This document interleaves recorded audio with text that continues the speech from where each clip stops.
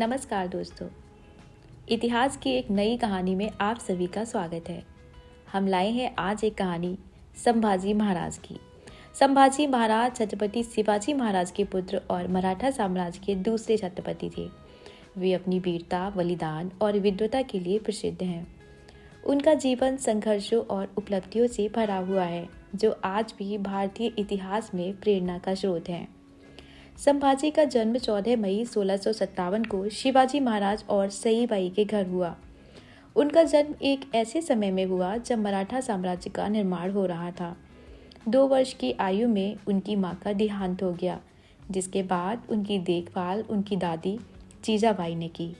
बचपन से ही संभाजी तेज, बहादुर और साहसी थे। संभाजी को संस्कृत, मराठी, फारसी, तमिल और कन्नड़ जैसी कई भाषाओं में पारंगत बनाया गया। उन्होंने सैन्य कौशल, राजनीति और प्रशासन की गहरी शिक्षा प्राप्त की। संभाजी महाराज स्वतंत्र विचारों वाले व्यक्ति थे।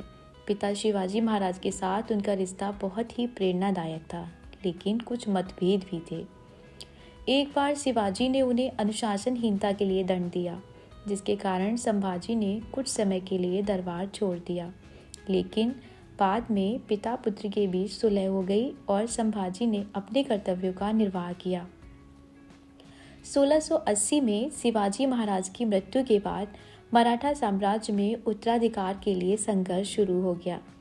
संभाजी के छोटे भाई राजा राम और उनके समर्थकों ने गद्दी के लिए दावा किया, लेकिन संभाजी महाराज ने अपनी सैन्य ताकत और रणनीति से विरोधियों को हराकर 1681 में छत्रपति का पद संभाला। उनकी उम्र उस समय केवल 24 वर्ष थी। संभाजी महाराज का शासनकाल केवल 9 वर्ष का था, लेकिन इस दौरान उन्होंने असाधारण नेतृत्व और वीरता का परिचय दिया। उन्होंने मराठा साम्राज्य को सुदृढ़ किया और इसे औरंगजेब और अन्य शत्रुओं से बचाया। उन्होंने पुर्तगालियों, सिद्दी और अंग्रेजों के साथ साथ मुगलों के खिलाफ कई युद्ध लड़े। उनकी बहुत सारी उपलब्धियां थीं, जिनमें कर्नाटक अभियान है, पुर्तगालियों के खिलाफ युद्ध है, मुगलों के खिलाफ संघर्ष है, ये भी प्रमुख है। संभाजी ने कर्नाटक में बड़े पैमाने पर अभियान चलाकर वहां के क्षेत्रों को मराठा साम्राज्य में शामिल किया। उन्होंने स्थानीय शासकों को हराया और व्यापार मार्गों पर मराठों का अधिकार स्थापित किया। संभाजी ने गोवा के पुर्तगालियों को हराकर उन्हें मराठा शक्ति का परिचय दिया। औरंगजेब ने संभाजी महाराज को हराने के लिए बड़े पैमाने पर सेना भेजी। संभाजी ने अपनी रणनीति और साहस से मुगलों को कई बार पराजित किया। संभाजी महाराज न केवल एक वीर योद्धा थे, बल्कि एक कुशल रणनीतिकार भी थे। उन्होंने गोरिल्ला युद्ध की तकनीक का उपयोग करके शत्रुओं को हराया। उन्होंने अपने सीमित संसाधनों के बावजूद बड़ी बड़ी सेनाओं को मात दी। एक बार की कहानी है, एक बार औरंगजेब ने 1 लाख सैनिकों के साथ मराठा साम्राज्य पर हमला किया। संभाजी ने केवल 20,000 सैनिकों के साथ उनका सामना किया और दुश्मन को भागने पर मजबूर कर दिया। संभाजी महाराज केवल एक योद्धा नहीं थे, वे एक विद्वान भी थे। उन्होंने कई भाषाओं में महारत हासिल की और साहित्यिक रचनाएं की।